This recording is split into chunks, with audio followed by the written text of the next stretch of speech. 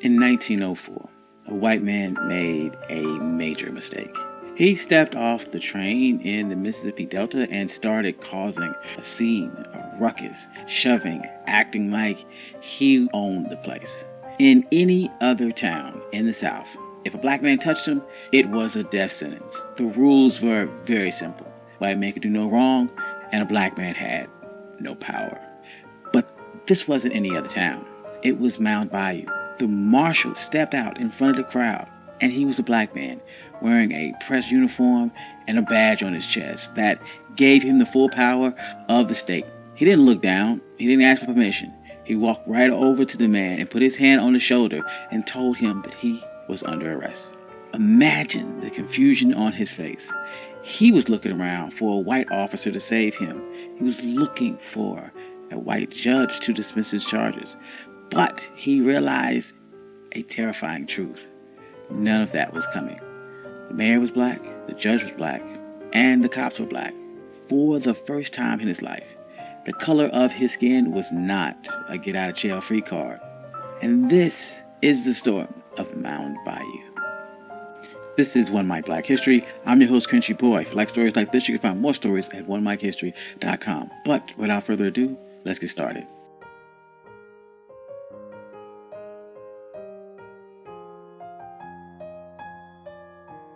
This wasn't a fantasy. It wasn't a movie. This was a real place, a black fortress in the middle of one of the most racist states in America. A place where Jim Crow had absolutely no jurisdiction. People love to talk about towns that were burned, and you know some of the names: Tulsa, Rosewood, Wilmington, North Carolina. We share the pictures of the smoke and the ruins because it fits the story that we've been taught that everything we've ever built, they destroyed it. But that doesn't tell the complete story. There was a town that they couldn't burn.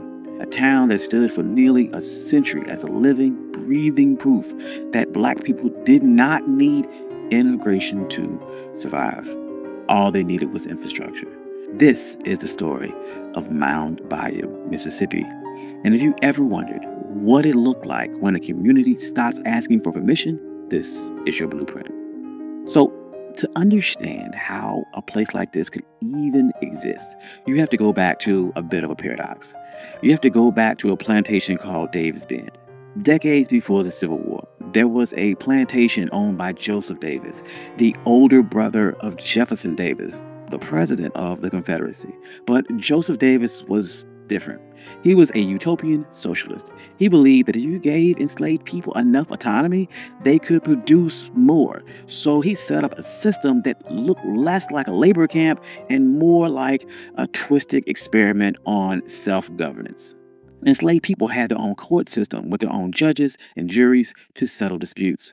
They were trained to be managers. They learned how to keep complex ledgers, how to negotiate contracts with steamboat captains, and how to run a massive agricultural enterprise. Growing up in this system was a young man by the name of Isaiah T. Montgomery.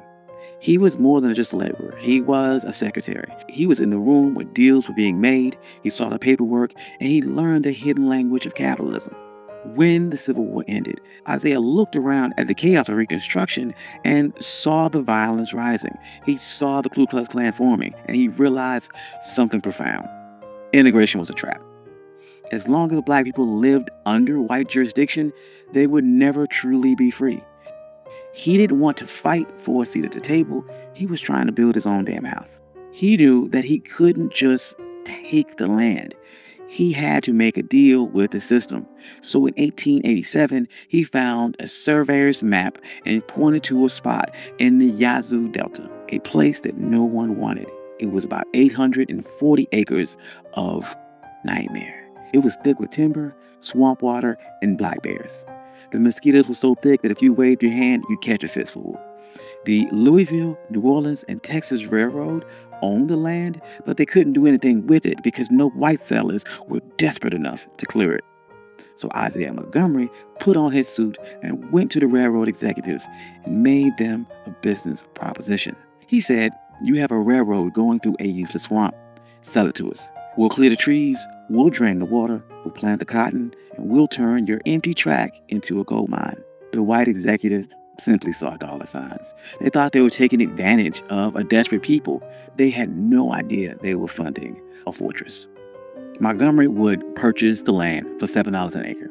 But here's where the genius part came in, and the part that changed history. He set up a charter for the town. The policy included that the land in Mound Bayou could only be sold to other black folks. Think about that. He used the exact same restrictive covenants that white neighborhoods like Levittown used to keep us out, but he flipped that weapon. He used it to keep the oppressors out. This created an invisible wall around his town. If you didn't own the land, you couldn't vote in the town elections. If you couldn't vote, you couldn't be the sheriff. You couldn't be the judge. By controlling the land, you controlled the law. He moved with some urgency. He knew that they were on a race against time. The first settlers crept through in rough shanties, fighting off malaria and wild animals while clearing the trees by hand. But within a decade, the swamp was gone, and the place was a bit of a miracle. By 1907, if you walked through the streets of Mound Bayou, you wouldn't have seen the struggle. You would have seen power. There were 13 black-owned stores. You would see 3 cotton gins humming with machinery. You would see a train depot that was busier than some of the white depots in neighboring towns. They even printed a newspaper, The Demonstrator, because if you didn't control the media, someone else would write your story for you. But this isn't just about buildings. The town also closed the loop on economics. In most places, a black farmer would grow his cotton, but he'd have to take it to a white gin to be processed. The white owner would then cheat him on the weight, and then he would take his money to a white bank where they would charge him predatory interest, and he would spend it in a white store that wouldn't even let him try on shoes. Every black dollar went into white hands immediately. But Mound Bayou changed that. The cornerstone of this strategy was the Bank of Mound Bayou, founded in 1904 by Charles Banks. They called him the Wizard of Finance. He understood that freedom wasn't real unless you could fund it. When he opened the bank, it wasn't just a place to store cash. Farmers from all over the Delta, even outside of the town, started to bring their money to Charles Banks because when he walked to the lobby, they were treated like human beings. They could get a loan to buy seed or equipment without signing away their dignity.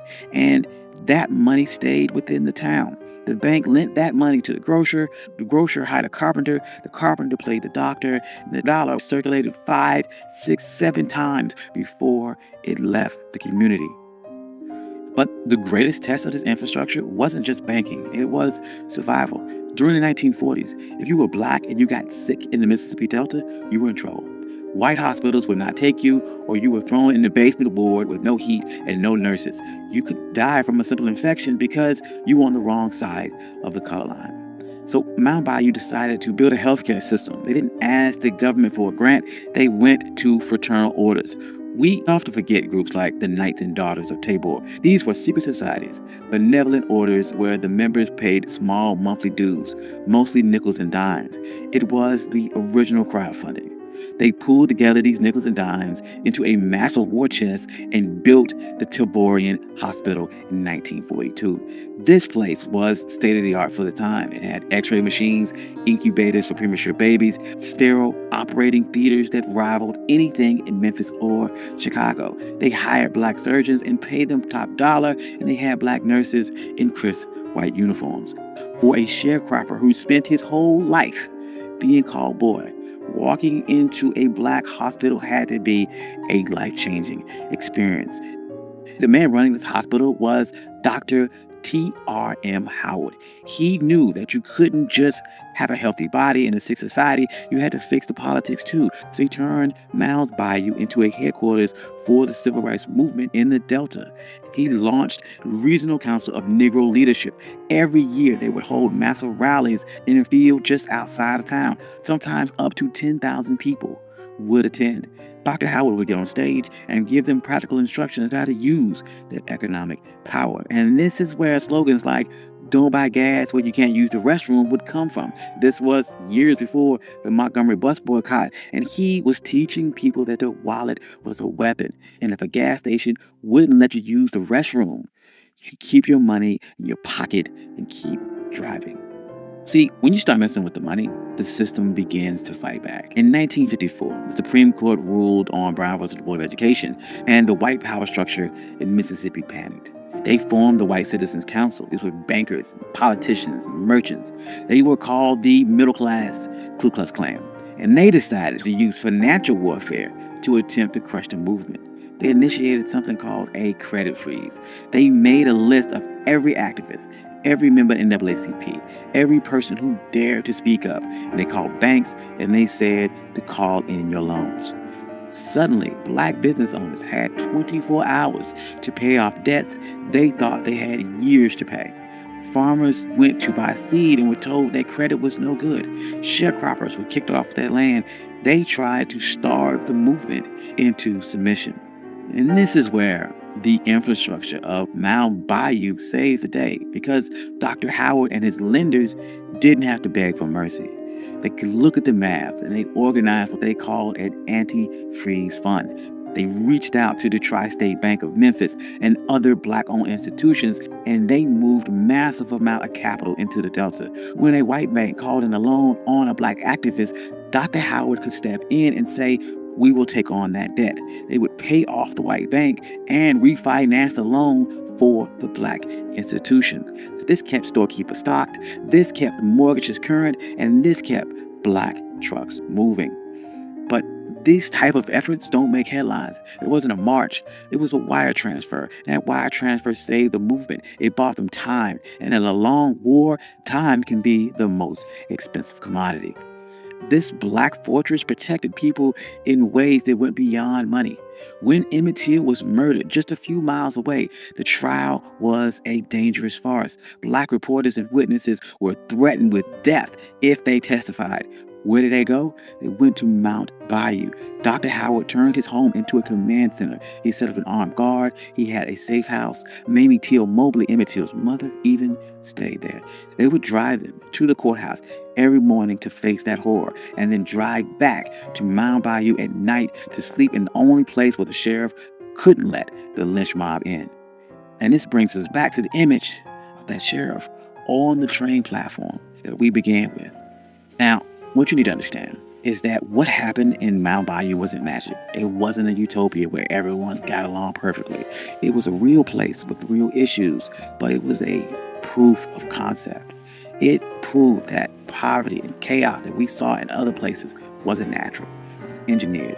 And when you remove the artificial weight of white supremacy, and when you allow black people to own land and control the bank and police their own streets, we didn't just survive, we thrived.